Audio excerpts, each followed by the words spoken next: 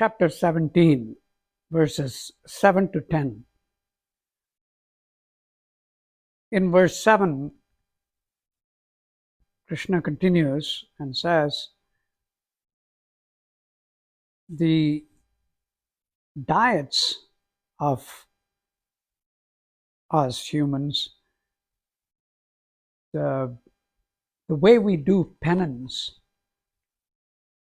and the way we give, in other words, how we are being benevolent, can be put into three distinct characteristics, similar to how we behave, the Saatvic, Rajas, and Tamas. In fact, the behavior seemed to have a parallel, a one-to-one correspondence with these three things. First, Krishna takes diet, our meals. What do we consider our staple food? Or what do we consider, what type of preparation of the food we prefer? Krishna says that corresponds to the characteristics that we exhibit. So, for instance, people who are Saatvic would include in their regular diet things that will promote longevity, promote intelligence, in general, promote good health. And the food would be tasty, juicy. He says that is perhaps because Sattvic food would include a lot of fruits. And one other important thing is mentioned in verse 8. The meal is satisfying. It is very important to me. It makes a lot of logical sense that Sattvic individuals would eat satisfying food, in the sense that once I have finished my regular meal, whether it's breakfast, lunch, or supper, I would not crave for more. My meal would include items that would not lead me to ask for more. Filling the stomach is not what is mentioned here. It is satisfying after filling your stomach. In other words, you are not craving. And a good example of craving in food is potato chips, for instance.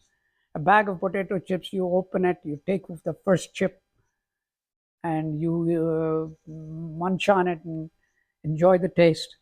Take the second one, munch on it, and enjoy the taste. You know that the taste has not changed. It is the same as the first one. Yet, I wanted the second one. I will want the third one. Soon, the bag would be empty. If it's a bigger bag, I'll keep going. It's not a very satisfying food. It's tasty, but it is not satisfying. So, Sattvic regimen would include satisfying food. Once I have had the meal, I won't be looking for food until I have digested and I have actually assimilated that into my system. Rajas food, on the other hand, includes foods that are sour in taste, hot and spicy, increase your body temperature, lead to colic type of stomach illnesses. We know those foods. We have all had them. And the tamas food would include stale, malodorous, meaning smelly, and sort of leftovers. Okay, talking about tamas food, most of us seem to be consuming that type of a diet on a regular basis. Tamas, remember, it is sort of an ignorant behavior or an apathetic behavior. Tamas food, therefore, means we are being ignorant about what is good for our health or apathetic about what is good for my health. Why do I consider me eating tamas food? It's considered even a vegetable, when put in the refrigerator, dies. That organism is no more fresh. So anything that comes out of the refrigerator is not sattvic.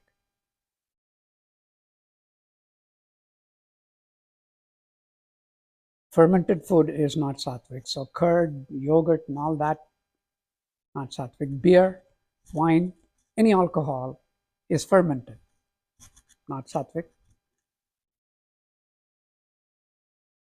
So that's the distinction made here. It is not that we should never have, it doesn't say, at least in the Bhagavad Gita, that I should not have these foods that are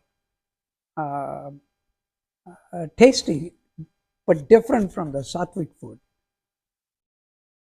Indulging in them is a luxury, but making them a regular regimen is not suitable.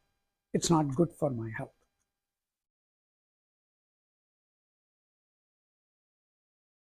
It is well known that the food that my mother fed me when I was growing up is the best food for my system.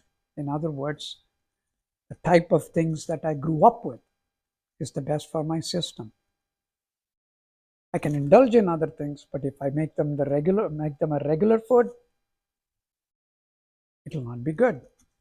We evolved our cuisine based on our surroundings and what is best for us, based on many, many years of research. The ancestral diet is good for us because it was based on a small population followed through many generations. Remember, during the time of Bhagavad Gita, there were only 4 million people in the world, if the estimates are correct about when it was written. Our society within which this Mahabharata took place was even smaller, much smaller. So that during those days, one could study the whole population and follow through generations to see what is good for humans and what is bad for humans, our society. Every society evolved like that, just like our skin color changed depending on where we evolved.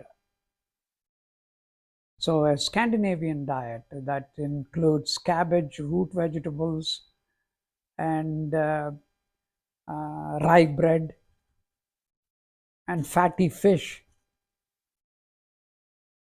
will not suit my system on a regular basis.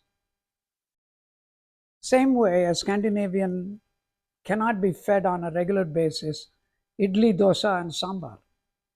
He won't like it. He or she won't like it. They may like the taste of it, but then over time, it will lead to perhaps malnutrition. So every system is different. We have a system and we have developed a diet that is good for us. And Krishna reminds us of those things. And that's the way I am understanding these 4 verses.